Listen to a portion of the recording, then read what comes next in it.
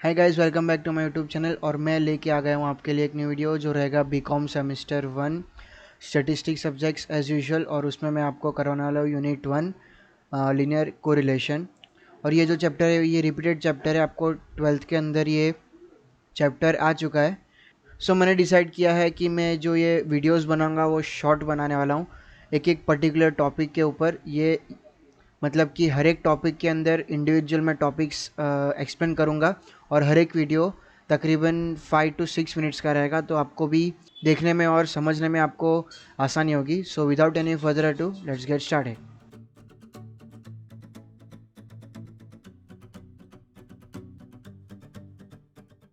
So guys, सबसे पहले इसका मीनिंग देखते हैं। तो मीनिंग में लिखा है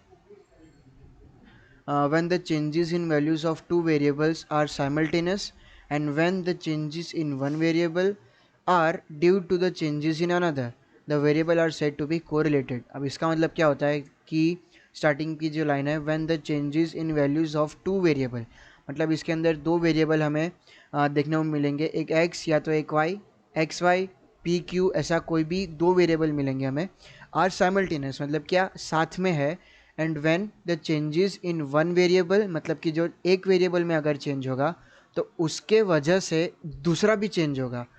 and when the changes in one are due to the changes in another, जो एक चेंज हो रहा है उसकी वजह से दूसरा चेंज हो रहा है, तो वो दोनों वेरिएबल क्या होंगे, कोरिलेटेड। अब इसका एग्जांपल आप देख सकते हो, उसका एग्जांपल हम लेंगे। मैं लिखूंगा यहाँ पे हाइट और वेट। मतलब क्या होता है, जैसे कि हाइट बढ़ती है तो उसके साथ साथ वेट भी बढ़ता है, तो इसको क्या बोलेंगे, ये दोनों वेरिएबल है। और अगर हाइट बढ़ती है तो उसकी वजह से वेट भी बढ़ता है, तो ये दोनों क्या होंगे, कोरिलेटेड होंगे। इसका मतलब क्या, ये दोनों कनेक्टेड है, अगर एक बढ़ेगा तो दूसरा भी बढ़ेगा। तो आगे मूव करते हैं। अब उसके हम टाइप्स देखते हैं। तो टाइप्स ऑफ कोरिलेशन कौन से टाइप्स है, तो फर्स्ट आप देख सकते हो लिखा है पॉजिटिव कोरिलेशन और सेकंड है नेगेटिव कोरिलेशन। दो टाइप के होते हैं।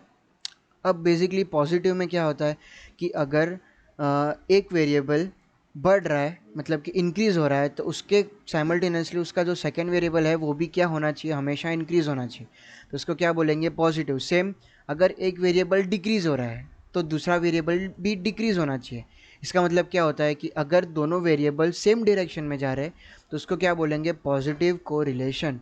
और उसका अपोजिट क्या होता है, नेगेटिव। अगर एक चीज़ बढ़ रही है तो उसकी जो दूसरा वेरिएबल होगा वो क्या होगा, इंक्रीज। उसका वाइसा वर्सा, अगर एक चीज़ कम हो रही है तो दूसरा वेरिएबल बढ़ेगा।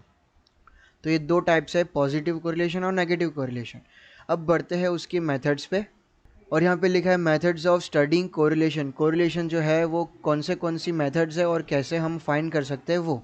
तो बेसिकली तीन मेथड्स होती है। स्कैटर डायग्राम, जिसमें आपको डायग्राम ड्रॉ करके कंक्लूजन लाना होता है कि ये कौन सा टाइप का कोरिलेशन है। आपने पढ़ा वो पॉजिटिव और नेगेटिव।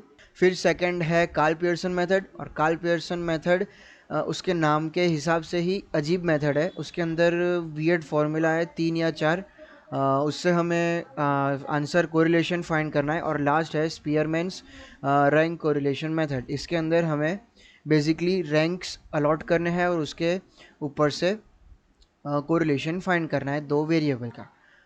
तो ये वीडियो बेसिकली कोरिलेशन क्या है, व्हाट इज़ कोरिलेशन, ये पूरा उसके एक्सप्लेनेशन के ऊपर था। ऐसे ही शॉर्ट वीडियोस में अपलोड करूँगा, तो मेक श्योर आप एक के बाद जो वीडियोस के जो ऑर्डर है वो ऑर्डर के हिसाब से वीडियोस देखें, तो आपको पर्टिकुलर टॉपिक का हर एक वीडियो आसानी से और एकदम इजीली आपको अंडरस्टैंड समझ में आ जाएगा। सो मिलते हैं नेक्स्ट वीडियो में। Thank you guys.